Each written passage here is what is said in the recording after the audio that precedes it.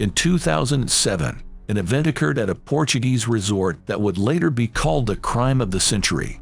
3-year-old Madeline McCann from Great Britain mysteriously disappeared from her hotel room, and the investigation into this crime became one of the most high-profile in world history. It sparked international scandals and even involved an audience with the Pope himself for the girl's parents. For 13 years, this case remained unsolved, but in 2021 new shocking details emerged. In this video, we have gathered all available information and tried to answer the main question: what happened to Madeline McCann? In May 2007, a horrifying crime took place at a popular resort in Praia de Alas, Portugal. 3-year-old girl Madeline McCann disappeared from her hotel room where she was staying with her family. Since then, no one has seen her. In 2007, spouses Kate and Jerry McCann were on a 7-day vacation at a quiet Portuguese resort in Praia de Alas. The choice of location for this British family with 3 children was quite obvious. Among the large number of tourists from the United Kingdom, Portuguese language here was only second or third most commonly used after English. Locals referred to it as Little Britain. Additionally, there were 3 child care centers operating at the resort where nanny services could be arranged when playrooms were closed. The couple was vacationing with 4 other families, 9 adults who were all medical professionals, and 8 children including 2-year-old twins Sean and Amelie McCann along with their 3-year-old sister Madeleine. The couple's vacation followed a fairly routine pattern each day. They had breakfast and lunch together with their children in their apartment before sending them off to play at one of these child care centers, while they dined out every evening between 8:30 and 9 o'clock until around 11 o'clock, leaving their children alone, periodically checking on them except for one family, who had a baby monitor. The restaurant was located 50 meters away from the apartment, and the McCanns had secured a table that allowed them to see their apartment windows. The bedroom faced a parking lot and garden, adjacent to the back door. It had one window with shutters facing a parking lot. Madeleine's bed was at the other end of the room. The twins slept in travel cots. Madeleine slept on one of the twin beds with a soft pink toy cat. She was wearing a white and pink short-sleeved pajama set.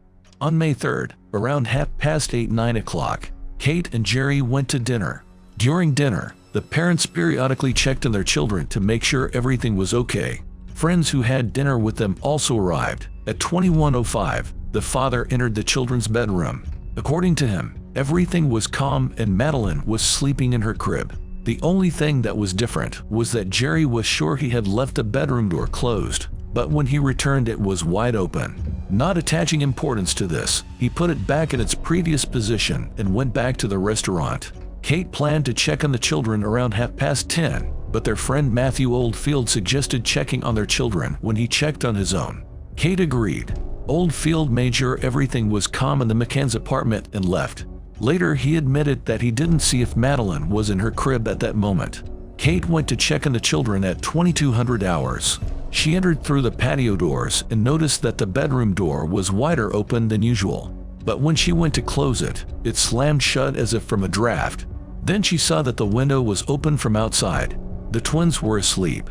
In Madeleine's crib lay her soft toy, but there wasn't a trace of the girl herself. After searching through the apartment and not finding their child, Kate McCann rushed back to the restaurant screaming that her daughter had been abducted. As friends of McCann's later recalled seeing them immediately after their daughter disappeared, they arrived in deep shock. The girl's mother began sobbing loudly almost immediately and fell into a stupor while her husband ignored people and looked under every parked car hoping to find their child there. The parents searched for their daughter until 5 a.m. and only agreed to sleep after repeated pleas from others. By this time, the police were already examining the apartment. Local authorities behaved unprofessionally during the initial search of the apartment and made numerous mistakes. For example, the investigators notified border guards about missing child only 24 hours after the start of the investigation. This deprived local authorities of the opportunity to intercept the presumed kidnappers of girl.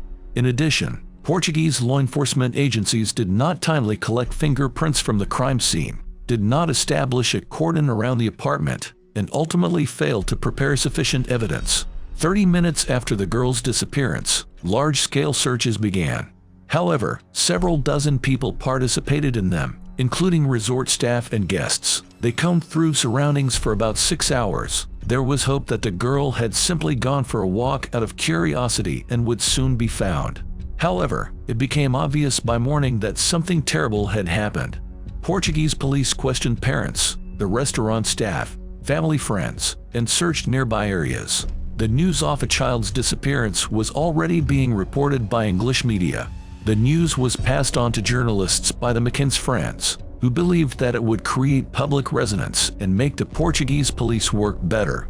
However, this led to biased attitudes towards the parents from the police.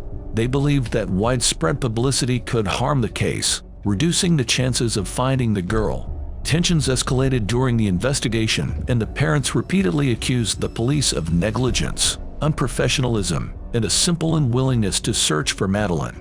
Perhaps this is what led to considering the parents themselves as prime suspects. In subsequent days, Portuguese, British, and international press gathered in Praia Dallas.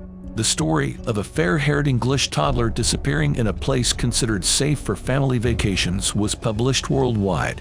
It became one of the most sensational crimes of the 21st century.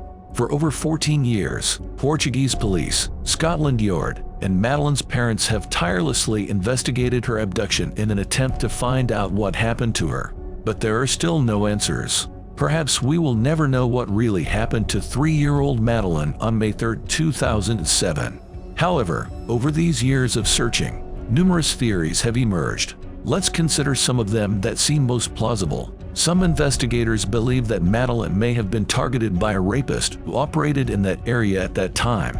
The police were looking for a man accused of attacking 5 girls at Portuguese resorts. Detectives described him as a lone wolf who attacked girls while they slept in their beds at night. 2 of these attacks did occur in Praia Dallas.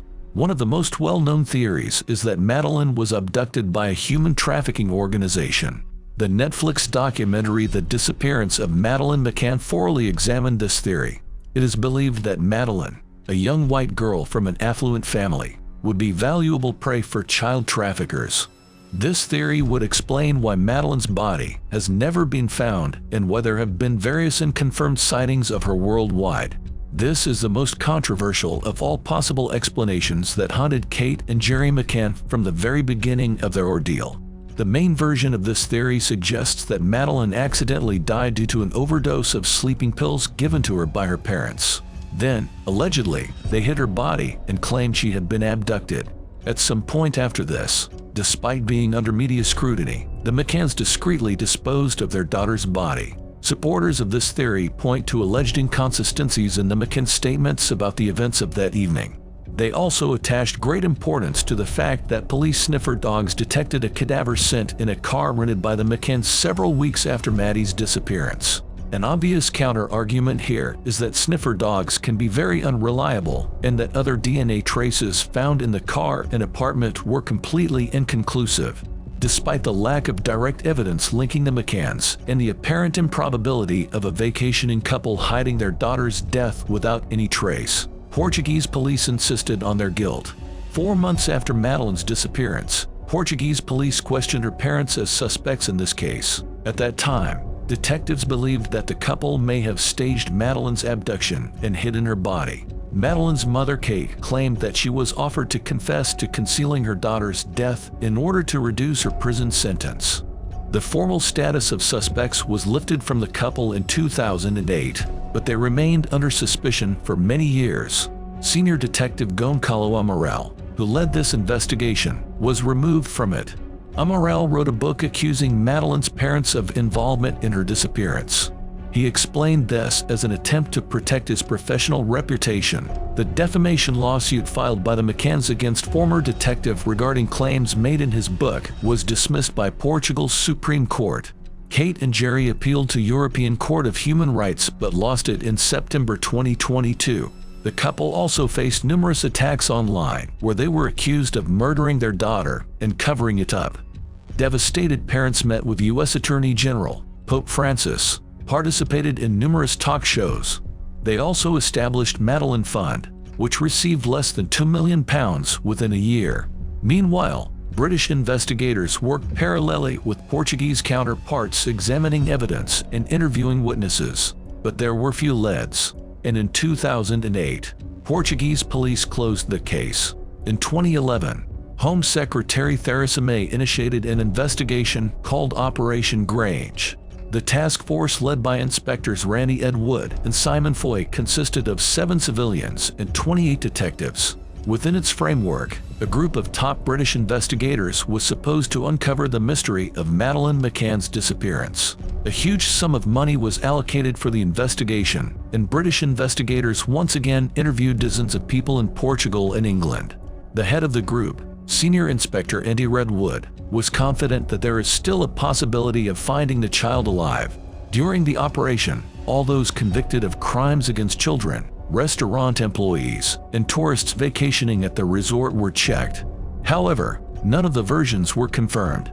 During their work on the case, detectives received over 8,000 messages from people who claimed to have seen Madeleine. The majority of statements came from the United States, Great Britain, Switzerland, Mexico, and Singapore. It is known that more than 100 similar leads were investigated by authorities, but either this information is classified or it did not find confirmation. There are numerous theories about Maddie's disappearance. However, none have been confirmed.